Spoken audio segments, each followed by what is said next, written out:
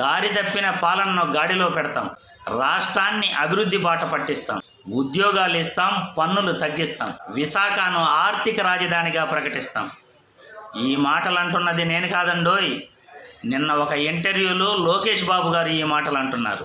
లోకేష్ బాబు గారిని ఒకే ఒక మాట అడుగుతున్నా, గత ప్రభుత్వంలో 600 హామీలు ఇచ్చిన మీరు ఎందుకు ఆ హామీలను నిలబెట్టుకోలేకపోయారు అని మిమ్మల్ని ప్రశ్నిస్తున్నా. బాబు వస్తే జాబ్ వస్తుందని అన్నారు, ఇప్పుడు మళ్ళీ ఉద్యోగాలు ఇస్తాము అని అంటున్నారు కదా. గత ప్రభుత్వంలో మీరు ఎందుకు ఉద్యోగాలు ఇవ్వలేకపోయారు అని మిమ్మల్ని ప్రశ్నిస్తున్నా. కనీసం ఒక్క ప్రభుత్వ ఉద్యోగమైనా మీరు ఇవ్వగలిగారా అని మిమ్మల్ని ప్రశ్నిస్తున్నా.